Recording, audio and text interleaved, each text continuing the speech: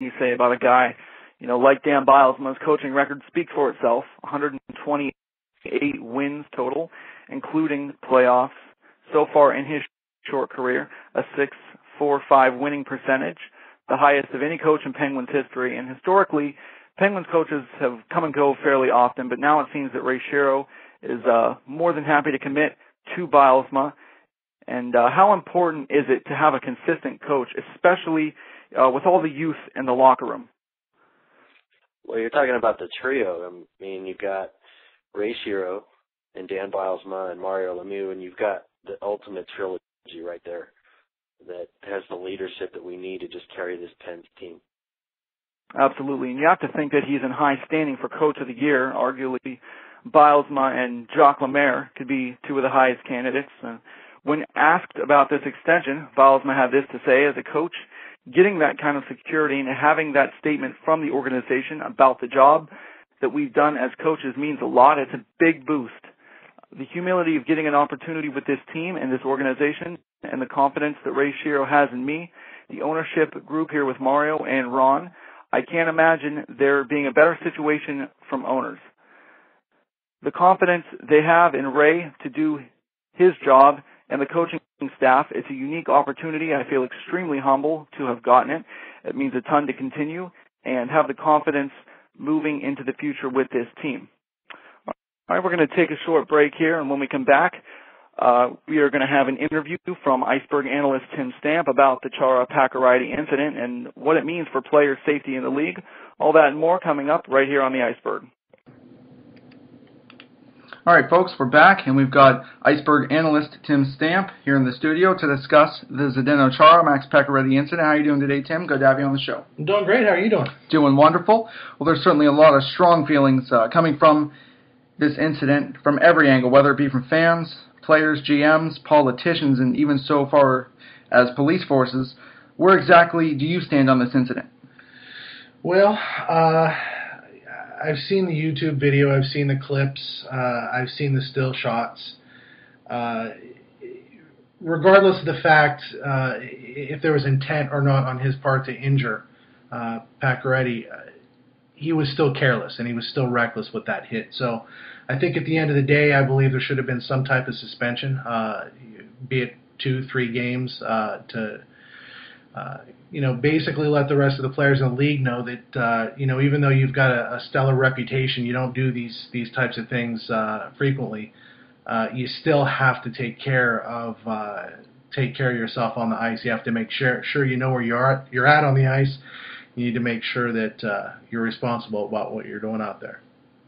And I totally agree. As a player, you've got to be aware where those turnbuckles are and different parts of the ice. You've got to be aware where you are and what you're doing. NHL Commissioner Gary Bettman said that the fact that Zdeno Chara didn't have any priors affected the league's decision not to punish Chara. Do you think when taking into account a situation like this, a player's reputation or record should be taken into account? And if so, what role do you think it should play in determining whether or not to implement disciplinary action? Well, I think in this particular situation, Gary Bettman admitted that he did take Chara's past into consideration, and he put a lot of weight into that. And I agree that you do have to somewhat take someone's past into consideration, but I don't think anybody's past should have anything whatsoever to do with the fact that when you do something as reckless as he did, someone could have been killed. I think you have to. You definitely have to know that the guy probably didn't mean to do it, but at the same time, you have to come down on a situation like that. So I think he put a lot of weight into it. I understand why he did it. I don't agree with it. Now, some of the blame has also been placed on Max Pacioretty for not knowing exactly where he was in the stadium. Do you think that he could have done anything to prevent this? Do you think any of the blame's on him?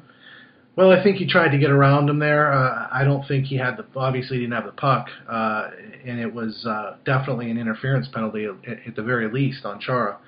So I think it seemed to me when I looked at the replays, he tried to kind of skate around him on the boards, and that's when Chara kind of, to me, looked like he pushed him right into the boards and into the turnbuckle. But yeah, I think obviously, I think there's a flaw in the rink. I think there's a flaw in that arena. I don't think that is safe for any hockey player. So I think you got to know where you're at on the ice, and I think he has to take some responsibility in that as well. I don't think he obviously would have wanted the outcome that he got, but I do think that he should have known where he was on the ice.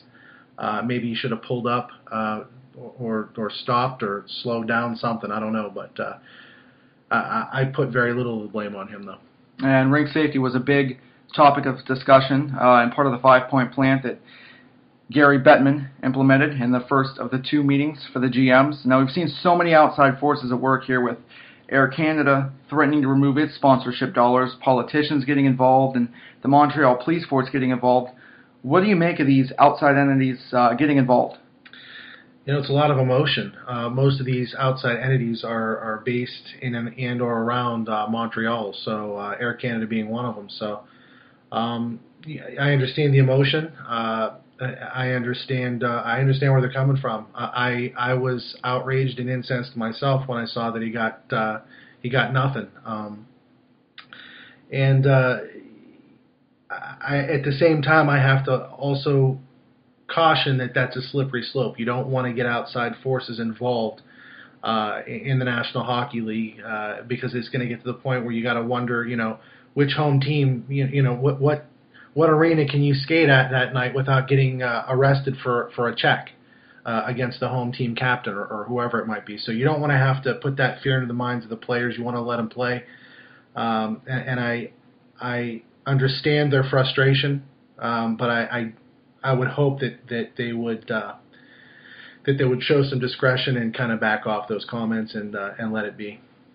So much has been made this year, especially about Rule 48 and hits to the head. It was a big topic of discussion both yesterday and today at the GM meetings. In your opinion, what changes can the NHL make, perhaps to the rules, to the game, to prevent these types of hits, which so often lead to serious injuries? Well, I think they got to remove any ambiguity. They can't have any guesswork at all whatsoever. It's got to be something where the rules are black and white. I would like to see a lot less. When you leave it up to the ref to decide, I think at that point you might have emotion involved in it. You could have anything there. I would like to have things more black and white, cut and dried. If it's this type of hit, you get this type of penalty, fine, whatever.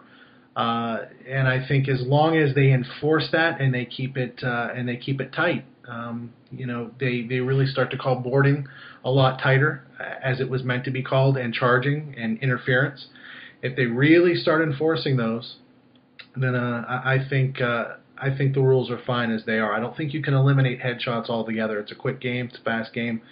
And if people are going to have to start pulling up, then you're basically going to have a all Euro league of just skating and just no defense at all. So I'd like to see them just call the rules a lot tighter than what they are. I loved Mario's plan, the one that he put up to Bettman there with repeat offenders and whatnot, and I think that's a good start.